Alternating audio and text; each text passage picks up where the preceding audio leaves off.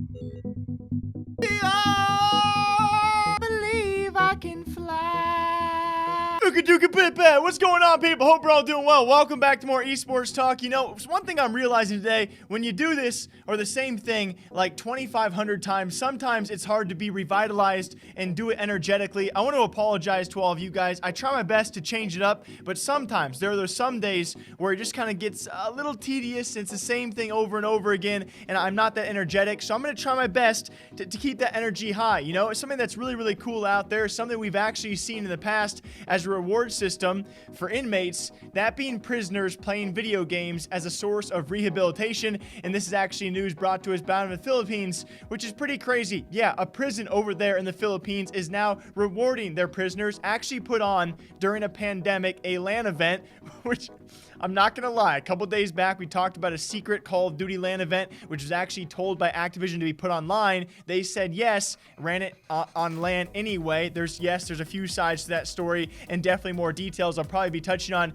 in the future. This apparently have to have masks on, follow safety precautions as well. They put on a Dota 2 LAN event for prisoners in the Philippines as a source of rehabilitation and rehab, which is incredibly cool. Again, not the first time we've seen this, but when we do see it, I feel like I gotta talk about that. Of course, the bigger part of today's story, though, boy, oh boy, when we talk about money, it always gets very, very fiery. Speaking of fiery, was ever since Slasher posted a Bloomberg article, a great one at that, will be linked down below for all of you guys, which has several reports, apparently some sort of spreadsheet going around the Activision Blizzard offices, and people sharing their wages and or salaries, and then comparing it to reports of what the CEO, that being Bobby Kotick of Activision, is making, and the disparity, it's pretty bad. But let me preface by saying the man runs a big company making big money, so he too is going to take a big chunk of that, and he certainly does. As some reports stemming back to 2018, including stock options, by the way, not just salary, says he actually is making, with other compensation, upwards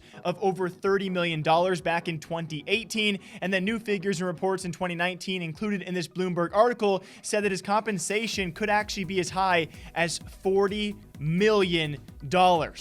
Not to mention, you know, this past season, Call of Duty finally did franchise, 12 teams, 25 million apiece, at the very least, $300 million back into Activision Blizzard pockets. And again, I really can't judge because behind the scenes, I do not know, you know, the deviations, of course, the breaking down and the trickle down of what Bobby Kotick is passing down to all of his employees. I can tell you this, based off responses out there, I would say a majority of responses that we have seen that take off have been from former Blizzard or Activision Blizzard employees who have made note that when they were actually partaking in that company, they weren't making too much. When they left that said company for the same job elsewhere, that's when they started getting paid, you know, much more. So that's all I can really speak to the fact. Of course, I compare this, and I was thinking of other talking points out there. We recently talked about Shroud and Ninja really cashing out the bag for, I wouldn't say very little service, but less than a year into their supposed around 3-year contracts with Mixer. Ninja cashing out $30 million.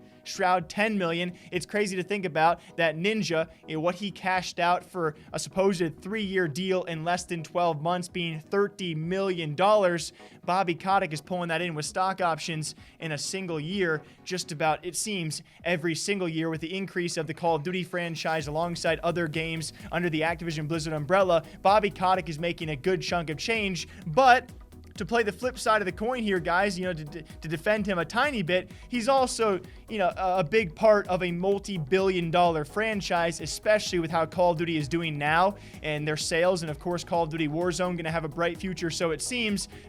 Again, I don't know the deeper side of things. I don't want to judge him too much. The disparity seems very huge, especially when the article portrays that some employees are finding it very hard to get by. Especially, we've already seen some former employees say they're getting paid much more ever since they left the company, and even some of the lower level employees, you know, being paid minimum wage and like I said, barely getting by. That certainly, I would say, stokes the fire to a CEO making potentially $40+ million. Meanwhile, some of the lower employees barely able to afford things. It doesn't paint the best picture. So I'm going to tread carefully because I've talked about Bobby Boy in the past, and I've talked about the franchising of the Activision Blizzard umbrella, that being Overwatch League, that being Call of Duty League. I have talked about in the past as to the reason why that might be, of what Slasher has also pointed out might have been friendly favors from some very rich figures out there, and the fact that these franchise leagues possibly shouldn't even be existing in the first place. Hey, I'm going to tread very carefully. He plays a part in a great franchise and a lot of great games out there that we know and love. And so, yes, he does get paid for it. I cannot be the judgment of whether or not he is being paid too much. I can say, though, he is being paid a lot, and some of those who work for him are not. But unfortunately so in the gaming scene, that is happening in a lot of companies out there, outside of Activision and outside of Blizzard. I'm just here to make it a fun talking point. So let's have a fun day, okay? What do you guys think about that? Because you guys don't have to be scared. You don't have to hold back. Jake does. Until next time, drink that water, drink that coffee. I'll catch you guys back here all day long, okay? And then tomorrow and the day after that, and the day after that. Until then, take care. I'll see you guys back here sometime soon.